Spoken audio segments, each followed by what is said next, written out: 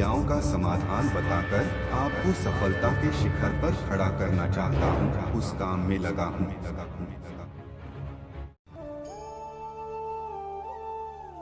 भगवान श्री कृष्ण ने न सिर्फ इस संसार को आपस में प्रेम करना सिखाया बल्कि कई ऐसे प्रेरणादायक और अनमोल सीख भी दी जिनको अगर हम सभी अपने जीवन में उतार लें तो निश्चय ही एक सफल और श्रेष्ठ जिंदगी जी सकते हैं।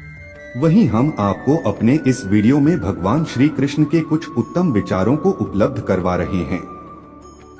भगवान श्री कृष्ण कहते हैं कि अगर तुम्हें किसी ने दुखी किया है तो बुरा मत मानना। लोग उसी पेड़ पर पत्थर मारते हैं जिस पेड़ पर ज्यादा मीठे फल होते हैं। बदलता जरूर है अच्छे वक्त में, कुछ वक्त जैसा भी हो, अच्छा या बुरा, ऐसा गलत मत करो कि बुरे वक्त में लोग आपका साथ छोड़ दे। त्याग दो अपने बीते कल को, क्योंकि उसका प्रभाव आने वाले कल को दूषित कर जाएगा। दुख भोगने वाला आगे चलकर सुख भोग सकता है, लेकिन दुख देने वाला कभी सुखी नहीं हो सकता है। श्री कृष्ण जी कहते हैं, यदि मेरा भक्त मौन होकर सब कुछ सुन रहा है तो स्मरण रखिए उसके मौन और विश्वास का उत्तर मैं स्वयं देता हूँ। परखता तो वक्त है, कभी हालात के रूप में, कभी मजबूरियों के रूप में, भाग्य तो बस आपकी काबिलियत देखता है। लड़ने की ताकत सबके पास होती है, लेकिन किसी को जीत पसंद होती है तो किसी को रिश्ते। ज्यादातर लोग पंछी की तरह पिंजरे में रहते हैं। पिंजरे का दरवाजा तो खुला है, लेकिन वह पिंजरे में इतने व्यस्त हैं कि कोई और संभावना उन्हें दिखती नहीं। यदि आपके पास जो कुछ है उससे आप संतुष्ट हो और खुश हो तो आप बहुत अमीर हो। जीवन का हर एक दिन ऐसे जियो जैसे कि यह तुम्हारा आखिरी दिन हो, और हर एक पल को ऐसे जियो जैसे कि यह तुम्हारा आखिरी पल हो। वह इंसान जो भरोसा करता है वह जिंदगी में आराम करता है। वह इंसान जो भरोसा नहीं करता वह परेशान, डरा हुआ, वे कमजोर रहते हैं। मित्रता शुद्धतम प्रेम है। ये प्रेम का सर्वोच्च रूप है, जहाँ कुछ भी नहीं मांगा जाता, कोई शर्त नहीं होती, जहाँ बस देने में आनंद आता है। जिंदगी में आप जो करना चाहते हैं वो जरूर कीजिए। ये मत सोचिए कि लोग क्या कहेंगे, क्योंकि लोग तो तब भी कुछ कहते हैं जब आप कुछ नहीं करते। ज्यादातर लोग खुद की बनाई सीमाओं में फंसे हुए हैं। उन्हें इस बात का एहसास नहीं है कि उन्होंने खुद को अंदर बंद कर लिया है। बुद्धिमान मनुष्य को सदैव मन को संयम में रखने का प्रयत्न करना चाहिए, क्योंकि मन के भलीभांति वश में होने से ही पूर्णतः ज्ञान की प्राप्ति होती है। किसी से किसी भी तरह की प्रतिस्पर्धा की आवश्यकता नहीं है।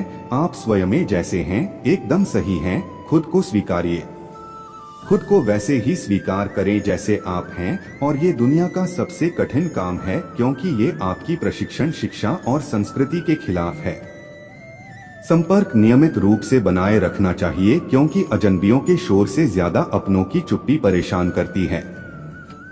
ज्ञान 3 तरह से प्राप्त किया जा सकता है। पहला मनन से जो सर्वश्रेष्ठ है, दूसरा अनुसरण से जो सबसे आसान है, तीसरा अनुभव से जो कि कड़वा है।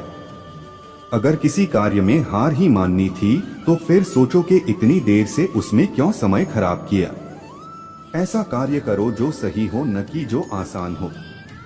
मनुष्य को उसके क्रोध की सजा नहीं मिलेगी, पर उसका क्रोध ही उसे सजा देगा। मनुष्य की सबसे बड़ी शिक्षक उसकी गलतियां होती हैं। मनुष्य की बुद्धिमत्ता का पता उसके ज्ञान से नहीं बल्कि उसकी कल्पना से चलता है। मनुष्य किसी चीज की पीछे जितना भागता है वो मनुष्य से उतना दूर भागती है। माना कि ऊंचाई पर चढ़ना कठिन होता है, लेकिन ऊपर से नजारा भी अलग होता है। क्रोध हमेशा मनुष्य को तब आता है जब वह अपने आप को कमजोर और हारा हुआ पाता है। सुख और दुख अपने आप नहीं आते, ये आपके किए हुए कर्मों का फल होता है। जो फूल सूखे वीरान बिहरों में मुसीबतों के साथ खिलते हैं वो बहुत ही विरल और खूबसूरत होते हैं। दोस्तों, अब हम आपको महाभारत की एक कथा सुनाने जा रहे हैं। इस कथा का नाम है हम सब निमित्त मात्र है।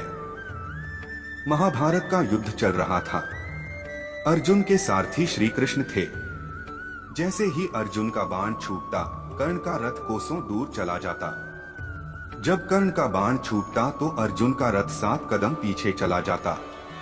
श्री कृष्ण ने अर्जुन के शौर्य की प्रशंसा के स्थान पर कर्ण के लिए हर बार कहा कि कितना वीर है यह कर्ण, जो उस रथ को 7 कदम पीछे धकेल देता है। अर्जुन बड़े परेशान हुए। असमंजस की स्थिति में पूछ बैठे कि हे वासुदेव, यह पक्षपात क्यों? मेरे पराक्रम की आप प्रशंसा करते नहीं एवं मात्र 7 कदम पीछे धकेल देने वाले कर्ण को बारंबार वाहवाही देते हैं। श्री कृष्ण बोले, अर्जुन तुम जानते नहीं, तुम्हारे रथ में महावीर हनुमान एवं स्वयं मैं वासुदेव कृष्ण विराजमान हूँ। यदि हम दोनों न होते तो तुम्हारे रथ का अभी अस्तित्व भी नहीं होता। इस रथ को 7 कदम भी पीछे हटा देना कर्ण के महाबली होने का परिचायक है।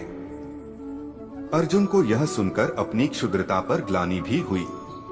इस तथ्य को अर्जुन और भी अच्छी तरह सब समझ पाए जब युद्ध समाप्त हुआ। प्रत्येक दिन अर्जुन जब युद्ध से लौटते श्री कृष्ण पहले उतरते, फिर सारथी धर्म के नाते अर्जुन को उतारते। अंतिम दिन वे बोले, अर्जुन तुम पहले उतरो रथ से व थोड़ी दूरी तक जाओ। भगवान के उतरते ही घोड़ा सहित रथ भस्म हो गया। अर्जुन आश्चर्यचकित थे। भगवान बोले, पार्थ तुम्हारा रथ तो कभी का भस्म हो चुका था। भीष्म, कृपाचार्य, द्रोणाचार्य व कर्ण के दिव्यास्त्रों से यह कभी का नष्ट हो चुका था। मेरे सृष्टा के संकल्प ने इसे युद्ध समापन तक जीवित रखा था। अपनी विजय पर गर्वोन्नत अर्जुन के लिए गीता श्रवण के बाद इससे बढ़कर और क्या उपदेश हो सकता था कि सब कुछ भगवान का किया हुआ है। वह तो निमित्त मात्र था। काश हमारे अंदर का अर्जुन इसे समझ पाए।